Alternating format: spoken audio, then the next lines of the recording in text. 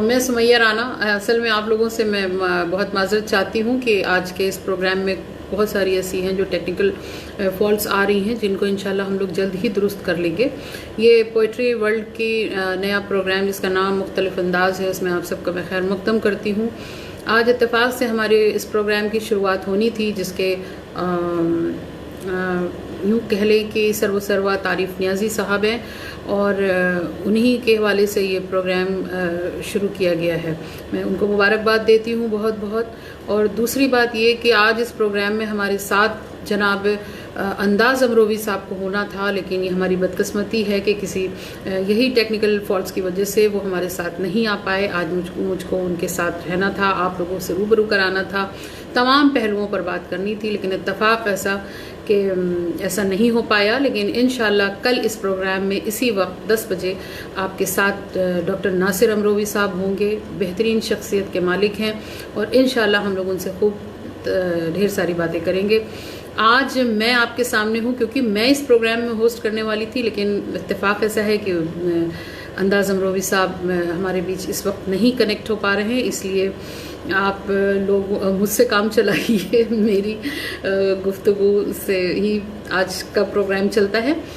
देखिए, मैं एक बात से बहुत ज़्यादा मुतासिर हूँ इस वक्त के जिस तरह उर्दू अदब के हवाले से बात की जाए। यूँ तो पोइट्री तो हिंदी हो, उर्दू हो, इंग्लिश हो, सब पर काफ़ी फोकस्ड हैं आज की जनरेशन। उर्दू शायरी के हवाले से बात की जाए तो काफ़ी कुछ अब मामला जो है वो बहुत आगे निकल गया है। वो दौर चला गया जब ये कहा जाता था कि बहुत पढ़े लिखे या बड़े वैसे लोग जो सीरियस किस्म के लोग होते हैं वही सिर्फ शायरी पसंद करते हैं। मुझे नहीं लगता ऐसा कुछ रह गया है, क्योंकि शायरी में इतने पहलू, इतनी वास्ट उसकी डेफिनेशन हो चुकी है कि आप सब जानते हैं कि हर पहलू पे शायरी होने लगी है, हर सब्जेक्ट पे शायरी होने लगी है, चाहे वो जदीद शायरी के हवाले से बात करें या रूमानी शायरी हो या तमाम और पहलू हैं।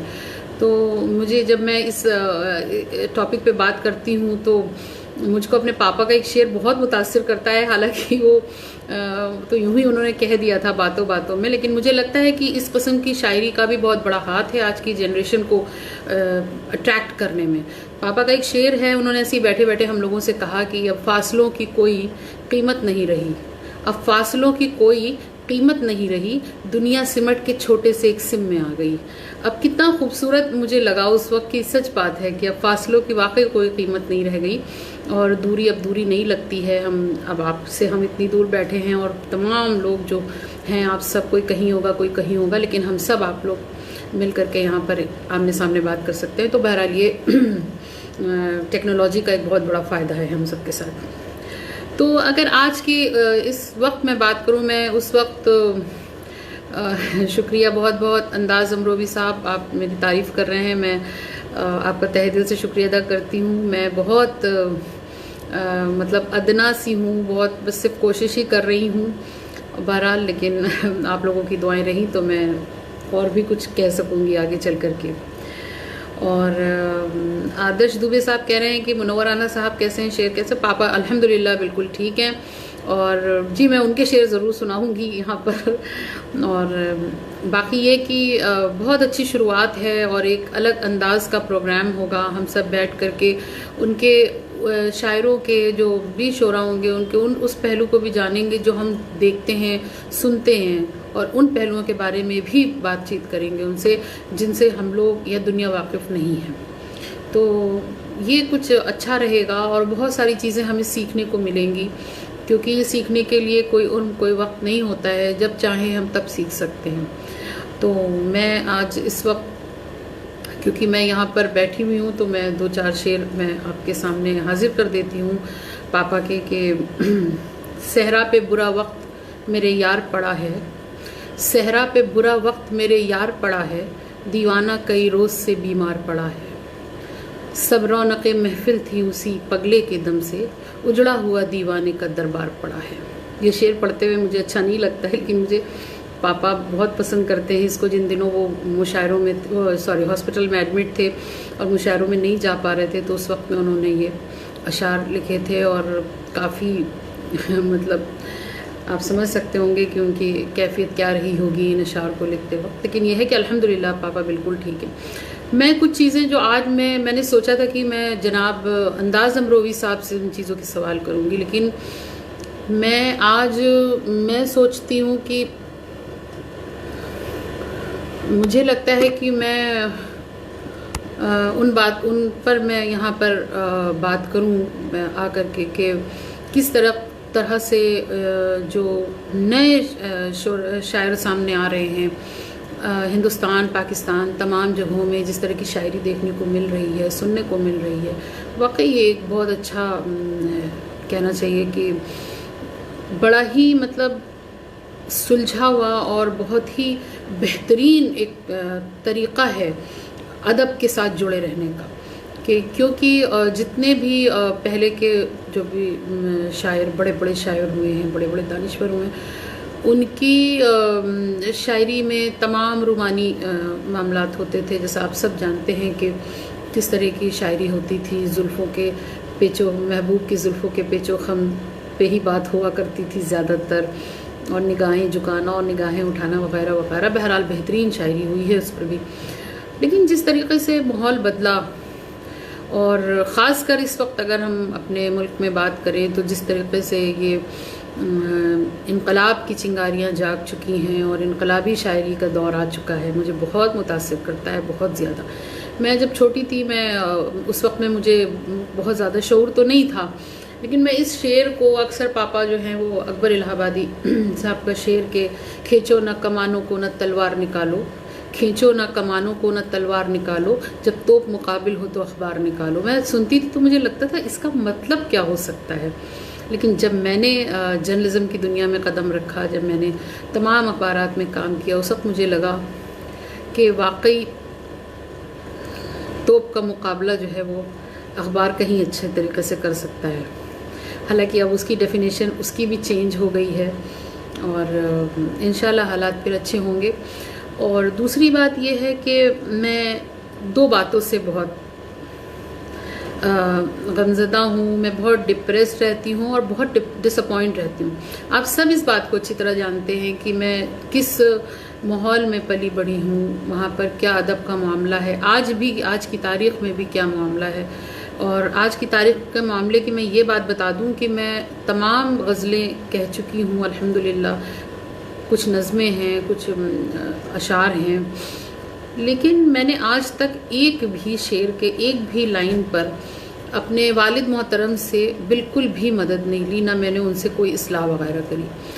उसकी बहुत बड़ी वजह यह है कि एक तो पापा को थोड़ा सा ये उन्होंने शेर ही कहा है कि क्या कि न देगे हिकारत से हम अदीबों को, न जाने कब तेरी औलाद शेर कहने लगे। तो वो थोड़ा सा उनको अच्छा भी नहीं लगता, और दूसरा ये एक लिहाज है कि मैं उनके सामने जा कर के उनसे इस्लाह नहीं कर सकती हूँ। लेकिन कुछ बातें हैं जिस पे मैं डिस्कशन कर लेती हूँ बहुत साफ तौर पर। उसका सबसे बड़ा पहलू ये है कि मुशायरों के हवाले से अगर बात करें, देखिए शायरी का लेवल बहुत ऊपर जा रहा है और वाकई इसमें कोई दो राय नहीं है, लेकिन मुशायरों का लेवल क्यों नीचे आ रहा है? कहीं ऐसा तो नहीं कि उसके ज़िम्मेदार हम आप हैं? जितना ज़िम्मेदार उसके सामईन हैं, उतने ही ज़िम्मेदार तो डाइस पर बैठे हुए लोग भी हैं, उतनी ही ज़िम्मेदार जो हैं वो शायरात भी हैं। मैं खुले तौर पे, मैंने बहुत सारे मेरे इंटरव्यूज़ हुए, मालेगांव टीवी ने किया था, मैंने उस वक्त पे यही बोला था कि एक शेर है कि अदब कसक कसक की तरह हो, चुभन चुभन की तरह, कसक कसक की तरह हो, चुभन चुभन की तरह, ये बज़्म इश्क है जो कुछ भी हो फ़न की तरह। तो जब ये इतनी अदब की एक महफिल है, उसमें इस तरीक़े से उरियानी और जो कुछ होता है, मुझे नहीं लगता कि मुझे यहाँ कहना चाहिए, आप सब समझ रहे होंगे। तो हम लोगों की एक ज़िम्मेदारी बनती है कि हमें मुशायरों के मेयार को बढ़ाना होगा। हम शायरी का मेयार तो बढ़ा रहे हैं, हम इस बात पर बहुत होमवर्क करते हैं कि हमारे अशार अच्छे निकल कर के आएँ, गज़लें ऐसी हों जो इतनी मेयारी हों, जो इतनी संजीदा हों, जो बिल्कुल मौके और हालात को देखते हुए बिल्कुल सटीक बैठें। तो फिर मुशायरों के लेवल को हम क्यों, उसके मेयार क्यों नहीं नज़र करती हूँ? ये हमारे बड़े शोरा कराम, मैंने अपने अखबार में, जब मैं अमर उजाला अखबार में थी, मैंने ख़बर लिखी थी कि ये बड़े शोरा कराम जो हैं हिंदुस्तान के, क्योंकि हम अपने मुल्क की बात कर रहे हैं इसलिए मैं सिर्फ हिंदुस्तान लफ्ज़ इस्तेमाल कर रही हूँ कि हम सब लोग और बड़े शोरा मिल कर के इस चीज़ पर कदम उठाएं कि मुशायरों का मेयार कैसे बढ़ेगा। शायरी का मतलब ये बिल्कुल भी नहीं होता है कि हमने मुशायरा पढ़ा, अपना पेमेंट लिया और हम वहाँ से चले आए। नहीं, ये एक ऐसी यूनिवर्सिटी है जिसके साथ लोग जुड़ते हैं, और जब जुड़ते हैं तो फिर वहाँ से कुछ सीख करके उठते हैं। और सीखने को वहाँ पर जो कुछ मिल रहा है आजकल बच्चों को, मतलब मैंने ये सुना पापा से बचपन से कि लोग अपने बच्चों को अदब सीखने के लिए बिना कॉपी किताब कलम के मुशायरों में भेजते थे कि आज बच्चा जो है हमारा वो ऐसे लोगों के बीच में बैठेगा जो बाअदब होंगे, बिल्कुल तहजीब वाले होंगे, ज़बानें अच्छी होंगी, वो कुछ सीख करके आएगा। लेकिन आज उसके उलट है कि डाइस पर बहुत अच्छे नाम, बहुत बड़े बड़े शोरा, बड़े बड़े अदीब होने के बावजूद लोग पसंद नहीं करते कि उनके घर के बच्चे, ख़ासकर लड़कियां, मुशायरों में जाएं। क्यों?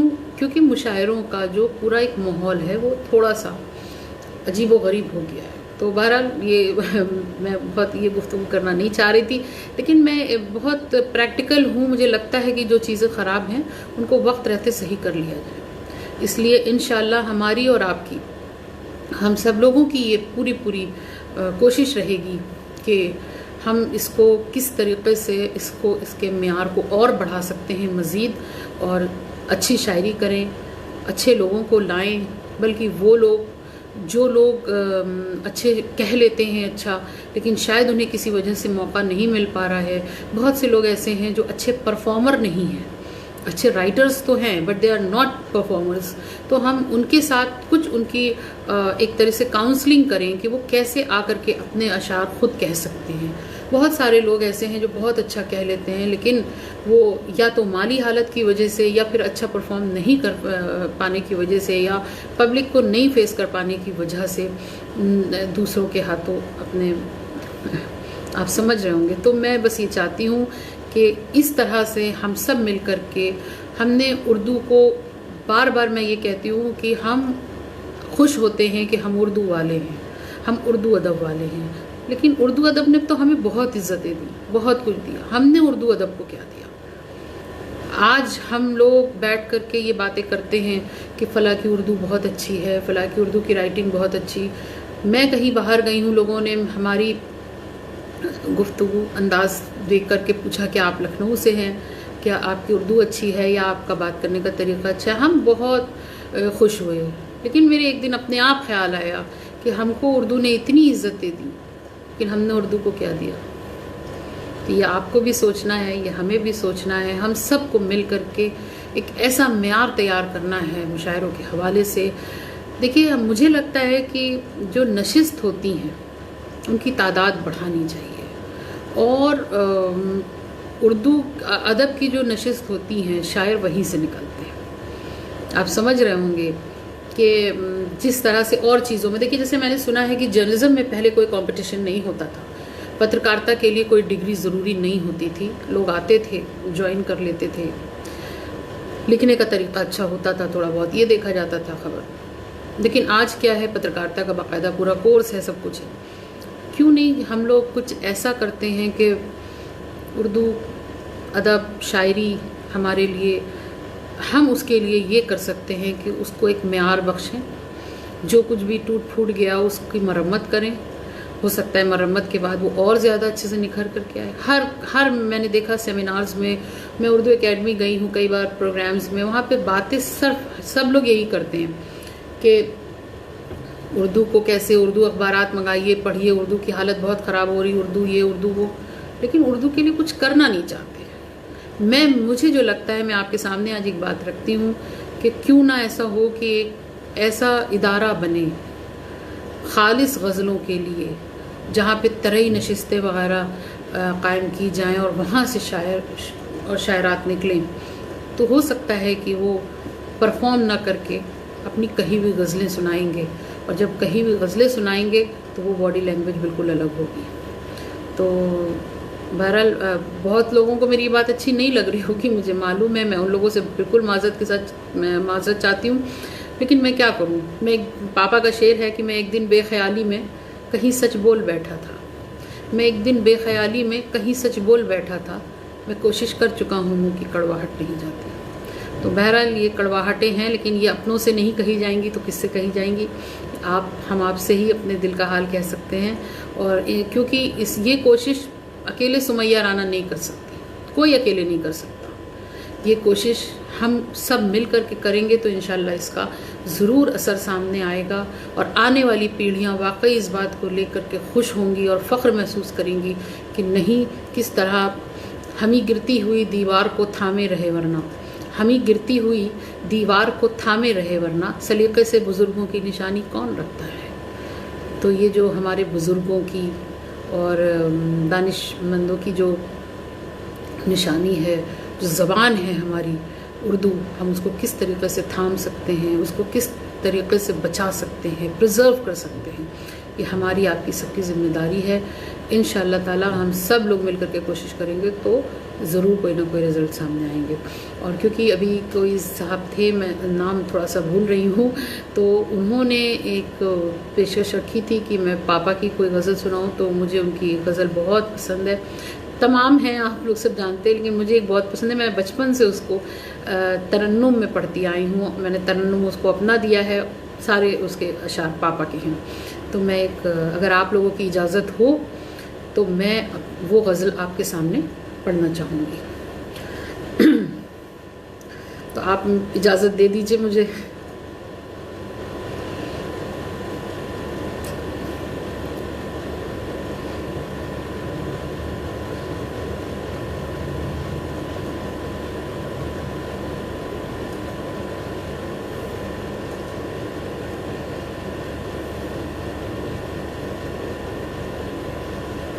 शुक्रिया बहुत बहुत ज़ाकिर ख़ान साहब।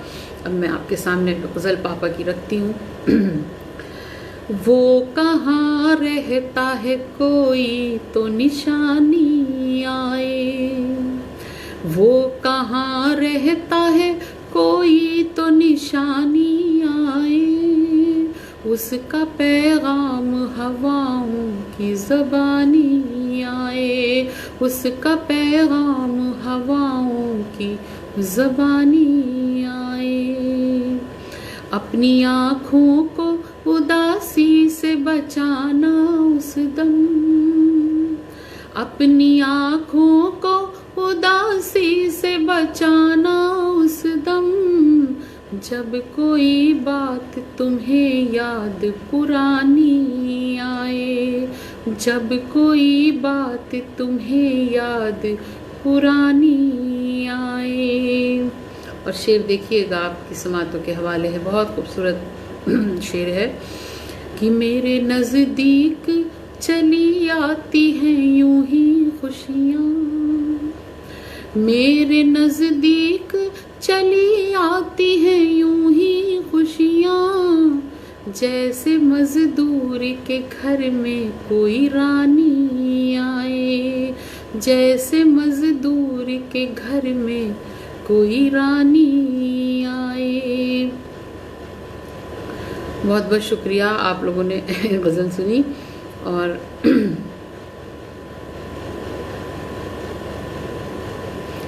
जी, इसका एक शेर और है कि यूं चमकते हैं तेरी याद के जुगनू अक्सर, यूं चमकते हैं तेरी याद के जुगनू अक्सर, याद जैसे किसी पिक्चर की कहानी आए, याद जैसे किसी पिक्चर की कहानी आए।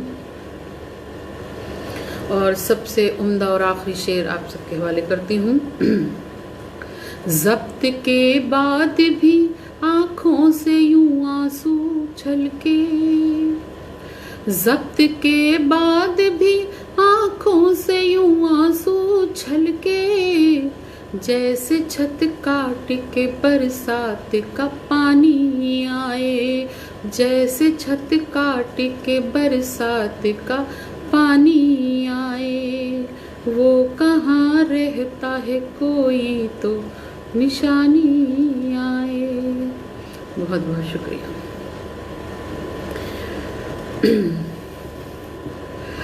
तो बहरहाल आज की बहुत अच्छा लगा आप लोगों से रूबरू होकर के मुझे। मैं तो इत्तेफाकन आज गेस्ट बन गई, मैं होस्ट थी। और इंशाल्लाह कल फिर हाज़िर होंगे डॉक्टर साहब के साथ, डॉक्टर नासिर अमरोही के साथ। और एक बहुत अच्छी शख्सियत हैं और बहुत उम्दा शेर कहते हैं। हम सब मिल करके उनके साथ बैठेंगे और उनके बारे में जानेंगे, तमाम पहलुओं पर बात करेंगे। और जो कुछ भी मैंने कहा उस पर आप भी गौर करें और मुझे भी कहने और उससे ज़्यादा उस अमल करने की अल्लाह तौफीक अता फ़रमाए। हम सब लोगों को, ये हम सब की ज़िम्मेदारी है।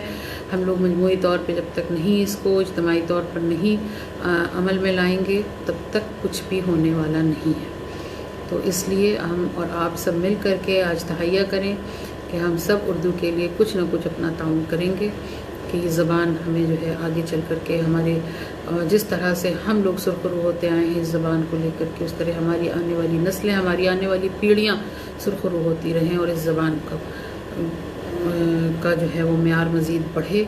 और ख़ास कर मुशायरों का जो लेवल है उसको हम सबको मिल कर के बढ़ाना है और ऐसा बना देना है कि माँ बाप ख़ुद अपने बच्चों को भेजें कि नहीं आज तुमको मुशायरे में जाना है, क्योंकि वो अदब की वो महफ़िल है जहाँ से बैठ कर के तहज़ीब और सब कुछ सीख करके लोग घर आते हैं। तो बहुत बहुत शुक्रिया, मैं आज आप लोगों के साथ रही, आप लोगों ने मेरे साथ रहे, मुझे वक्त दिया, मेरी सुनी आप लोगों ने।